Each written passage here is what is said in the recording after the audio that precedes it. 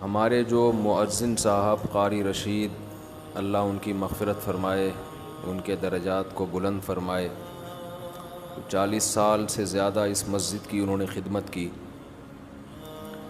تو میں جب اس مسجد میں تقریباً 15-16 سال پہلے آیا تو یہاں میں نے سوچا کہ میں یہاں بیانات کا سلسلہ شروع کروں، درس حدیث دوں، واعظ کروں۔ ہوتا ہے نا، انسان سوچتا ہے کہ بھئی انتظامیہ سے مشورہ بھی ہوا کہ ہفتے میں کتنے دن درس ہوگا، کب ہوگا، کیسے ہوگا۔ تو یہاں ہمارے قاری صاحب تھے، جو قاری رشید صاحب جن کا انتقال ہو گیا، یہ مؤذن تھے۔ انہوں نے مجھے کہا کہ آپ کے آنے کے بعد مجھے ایک خواب آیا ہے، جب آپ یہاں آئے ہیں تو مجھے ایک خواب آیا۔ میں نے کہا جی کیا خواب آیا؟ اول تو مجھے کوئی کہہ دینا مجھے خواب آیا ہے تو میں کہتا ہوں ابھی ٹائم نہیں ہے ہمارے پاس، پتہ نہیں کیا سنا رہا ہوگا بیٹھ کے، لیکن بس میرا بھی موڈ اچھا ہوگا تو میں نے کہہ دیا ہاں جی بتائیں۔ کہنے لگے میں نے خواب میں دیکھا کہ میں اور آپ، یعنی وہ اور میں، کہیں جنگل میں جا رہے ہیں، کہیں سفر پہ۔ آگے دیکھا بڑے بڑے جنگلی جانور کھڑے ہیں، اژدہے اور ڈائناسور جیسے، نہیں خطرناک، شیر، چیتے۔ انہوں نے ہمارا راستہ روکا ہوا ہے، ہمیں آگے جانے نہیں دے رہے۔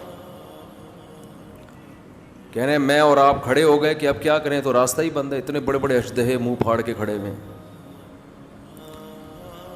تو کہتے ہیں آپ کے ہاتھ میں قرآن تھا، تو کہیں غیب سے آواز آئی یا کہیں پتہ نہیں کوئی الہام ہوا، کیا ہوا کہ بھئی ان کو قرآن سناؤ، ان کو قرآن کا درس دو۔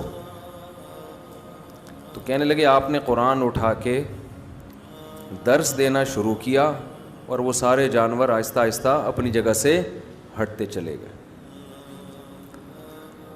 تو میں نے ان سے کہا اس خواب کی تعبیر بہت واضح ہے، دین کی دعوت ایک حق کا راستہ ہے نا، اس میں جو رکاوٹ ڈالنے والے جتنے فتنے ہیں، فرقہ پرستوں کے فتنے ہو گئے، ملحدین کے فتنے ہو گئے، بہت سارے فتنوں کی قسمیں ہیں نا۔ جیسے جنگلی درندوں کی قسمیں بہت زیادہ ہیں جو آپ کو سیدھے راستے پہ چلنے نہیں دے، جو جنگل میں چلنے نہیں دیتے آپ کو، تو ایسے ہی فتنہ پرستوں کی قسمیں بھی بہت زیادہ ہیں۔ کچھ فرقواریت کی آگ میں جھلسائیں گے آپ کو، کچھ اسلام سے بدگمان کریں گے، کچھ اسلاف سے بدگمان کریں گے۔ تو اس خواب میں نے کہا اشارہ ہے کہ سب کا ایک ہی حل ہے کہ ان کو کس پہ لگا دو، قرآن پہ۔ تو اس سے آہستہ آہستہ یہ سارے خود بخود ختم ہونا شروع ہو جائیں گے۔ تو اس لیے میں نے درس قرآن کو کوشش کی ہے زیادہ فوکس کروں میں۔ پھر قرآن میں بھی آج کل مسئلہ یہ ہے کہ جو قرآن جس کے دماغ میں کچھ ہوتا ہے نا، وہ اس کے حساب سے قرآن سناتا ہے۔ میں اپنی مثال دے دوں، اگر میں نے دماغ میں 4 شادیاں مسلط کی ہوئی ہیں تو میں ہر آیت سے 4 شادیاں کشیدتا رہوں گا، ٹھیک ہے نا۔ یہ ہوتا ہے بعض خطیبوں کے ساتھ، ہر چیز ادھر ہی اٹھا کے فٹ کریں گے۔ میں نہیں کرتا ایسا، لیکن ہو سکتا ہے، یہ نفسیات بن جاتی ہے انسان کی۔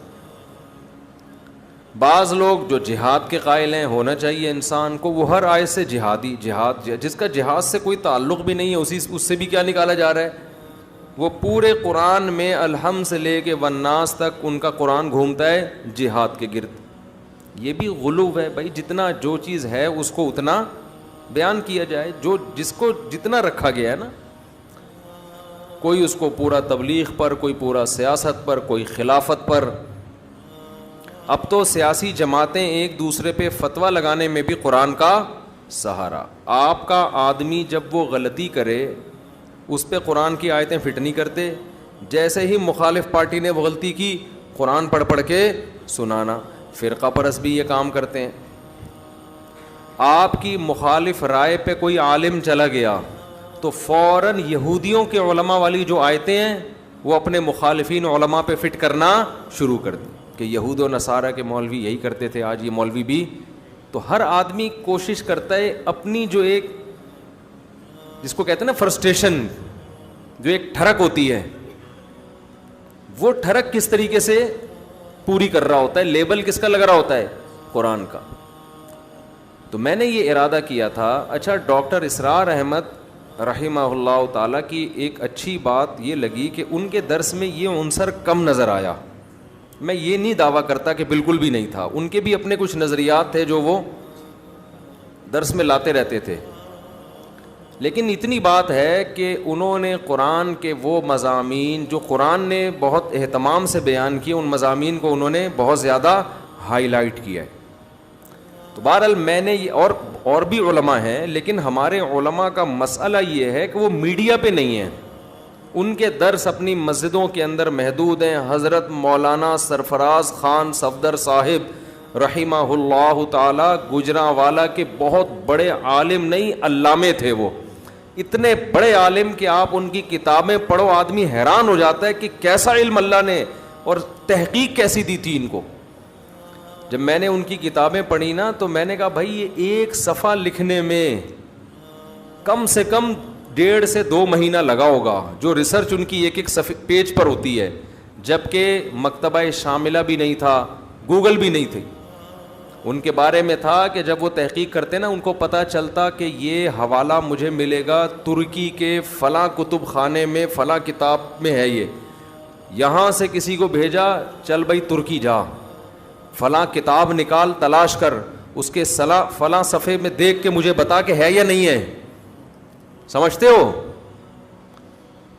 تو ایسے ان کی تحقیقی کتابیں ہیں, لیکن ہماری عوام ان کو جانتی بھی نہیں ہے. کیوں بھائی؟ وہ میڈیا کا استعمال ہی نہیں تھا, لوگوں کو پتہ ہی نہیں ہے.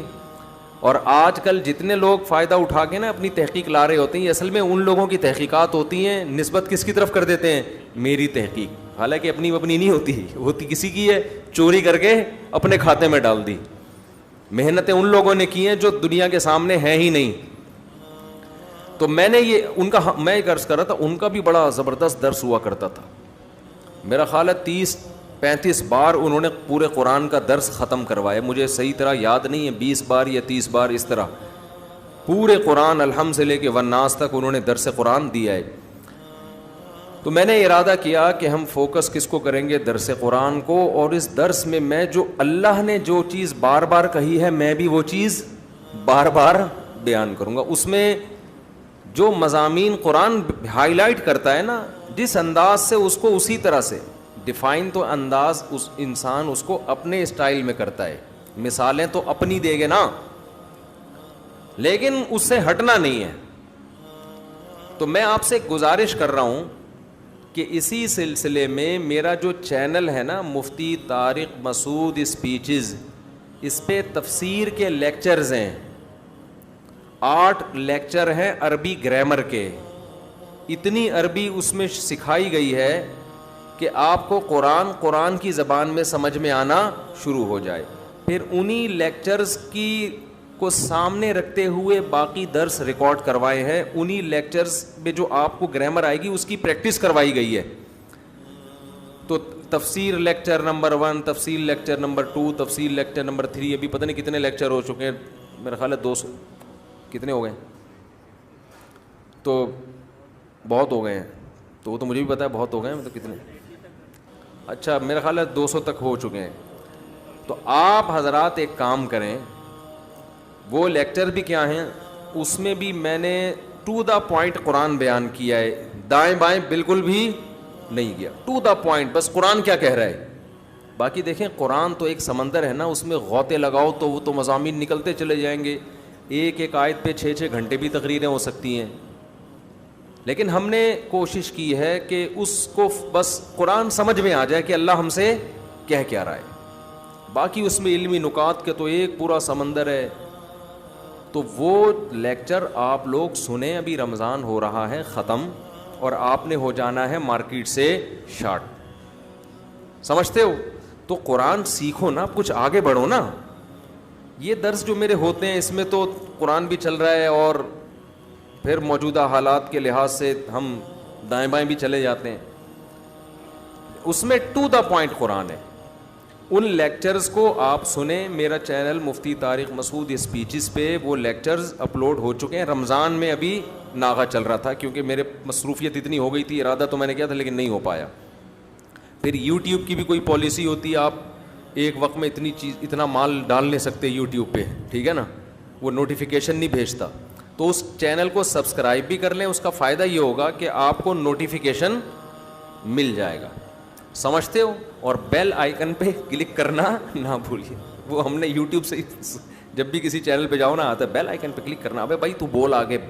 کوئی چیز ویڈیو ہم دیکھ رہے ہوتے ہیں نا, پہلے وہ اپنی قومی ترانے سنانا شروع کر دیتا ہے, تو آدمی کو غصہ آتا ہے. بات کر ہمارا ہیڈک ہے, بیل آئیکن پہ کلک. یہ آٹو پہ آیا ہوا ہوں میں وہاں سن کے نا, تو بیل آئیکن پہ کلک کریں نہ کریں, سبسکرائب کر لیں.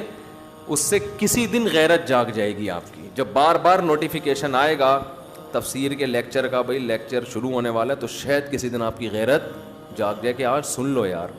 اور وہ سنجیدہ لوگوں کے لیے.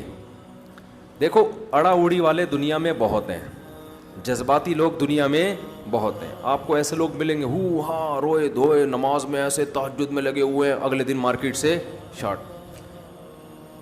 نبی صلی اللہ علیہ وسلم کو وہ عمل محبوب تھا جو نبی فرماتا, حضرت عائشہ فرماتی تھی تھوڑا ہو لیکن پابندی کے ساتھ. تو وہ ہفتے میں صرف 3 دن اپلوڈ ہوتا ہے, پیر, منگل اور بدھ کو. اس درس کی خاصیت یہ ہے کہ بالکل سہل انداز میں عوامی اسٹائل میں ہے, وہ گاڑھا اور پیچیدہ نہیں ہے. میری عادت ہوتی ہے میں وہ کام نہ کروں جو دوسرے پہلے کر چکے ہیں, وہ کام کرو جو دوسرے نہیں کر رہے. ہمارے ہاں یہ بھی ہوتا ہے نا, ایک آدمی ایک کام کر رہا ہے, آپ نے ٹانگ اڑا کے, جب ایک محلے میں مسجد بنی ہوئی ہے اسی کے ساتھ آپ دوسری مسجد کیوں بنا رہے ہو بھائی؟ یہ غلط ہوتا ہے نا. وہاں بناؤ جہاں نہیں ہے مسجد. تو میری عادت یہ ہوتی ہے کہ جو کام پہلے آلریڈی ہو چکا ہے میں وہ نہ کروں. تو جب میں نے یہ تفسیر کے لیکچر ریکارڈ کرنے کا ارادہ کیا, مجھے پتا تھا اس میں بہت ٹائم لگے گا, لیکن ہم نے کہا اب تک یوٹیوب پہ اس طرز کے تفسیر قرآن کے لیکچر موجود نہیں ہے. اگر کوئی پورا قرآن سن کے سمجھنا چاہتا ہے اور تھوڑا چاہتا ہے کہ مجھے عربی بھی آ جائے, تو میری تحقیق سے پتہ چلا ہے کہ ایسے لیکچرز ابھی تک موجود نہیں ہیں. ڈاکٹر اسرار احمد کے ہیں لیکن وہ اس طرز کے نہیں ہیں, وہ الگ انداز کے, اس کی اپنی افادیت ہے. تو الحم سے لے کے والناس تک کوئی اگر قرآن سمجھنا چاہے گا, میں انشاءاللہ امید سے کہتا ہوں کہ اگر وہ اس طرز پہ سنے گا نا تو آہستہ آہستہ عربی سے اس کو اتنی مہارت ہو جائے گی کہ خود بخود آگے قرآن سمجھ میں آنا شروع ہو جائے گا. تو وہ لیکچر سنا کریں, تمیز سے 40 منٹ کا ہوتا ہے, روزانہ ایک ٹائم متعین کر لیں یار, ہینڈ فری لگا کے ہم نے بیٹھ جانا ہے, اور کوشش کریں قرآن سامنے رکھ کے پڑھیں. سمجھتے ہو, ایک پین بھی رکھ لیں, اس پہ چھوٹے چھوٹے نوٹس بھی لکھتے رہیں, اور قرآن 15 لائنوں والا ہو یا 17 لائنیں والی, جو قرآن ہو وہ پھر ہمیشہ وہی رہے. یہ بھی ایک اصول یاد رکھ لیں, زندگی بھر قرآن کی تلاوت کا معمول بنائیں ایک جیسا قرآن. اس کا بڑے فائدے ہیں, کیا ہیں یہ بات لمبی ہو جائے گی. یعنی آپ اپنے لیے گھر میں جس قرآن پہ تلاوت کریں نا, قرآن آتے ہیں زیادہ تر 15 لائنوں والے یا 16 لائنوں والے, 17 کا تو میں نے ویسے ہی کہہ دیا, 16 والے. اب ایسا نہ کوئی 17 والا تلاش کر رہا ہو. تو میں نے چونکہ 15 لائنوں والوں سے حفظ کیا ہے, میں جہاں بھی دنیا میں جاتا ہوں 15 لائنوں والا قرآن تلاش کرتا ہوں. اس سے کیا ہوتا ہے, لاشعور میں آپ کے یہ بیٹھ جاتا ہے یہ والی آیت یہاں ہے, ٹھیک ہے نا, اس کا یہ مفہوم ہے. اگر آپ روزانہ مصحف بدلتے رہیں گے تو آپ کنفیوز رہیں گے, یاد کرنے میں بھی آسانی ہوتی ہے. تو ایک قرآن لے لیں 15 والا یا 16 والا. 15 والا لے لیں اس لیے کہ میں نے 15 سے یاد کی ہے, ٹھیک ہے نا, اور آج کل زیادہ وہی چل رہا ہے. اس میں تراویح کا حساب رکھنا بڑا آسان ہوتا ہے 15 لائنز والے قرآن میں. تو وہ آپ نے لے کے سامنے رکھ لیا, تھوڑا سا ہمت کر لو, کچھ انسان کے بچے بن جاؤ. اور آپ نے ایک پین رکھ لیا کان پہ, کتنا اچھا لگتا ہے نا, اور ایک قریب کی نظر کمزور ہے تو ایک ناک پہ تھوڑا سا چشمہ ٹکا لیا, اور بیگم سے کہا تصویر لے کے مجھے بتاؤ کیسا لگ رہا ہوں میں. اچھے لگیں گے آپ, پہلی دفعہ آپ لگیں گے کوئی پڑھا لکھا آدمی ہے, ٹھیک ہے, اور لے کے آپ بیٹھ گئے. ہمارے جو مؤذن صاحب قاری رشید, اللہ ان کی مغفرت فرمائے, ان کے درجات کو بلند فرمائے, 40 سال سے زیادہ اس مسجد کی انہوں نے خدمت کی.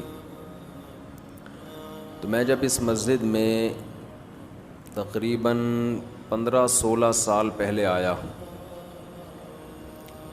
تو یہاں میں نے سوچا کہ میں یہاں بیانات کا سلسلہ شروع کروں, درس حدیث دوں, واعظ کروں. ہوتا ہے نا, انسان سوچتا ہے کہ بھئی انتظامیہ سے مشورہ بھی ہوا کہ ہفتے میں کتنے دن درس ہوگا, کب ہوگا, کیسے ہوگا.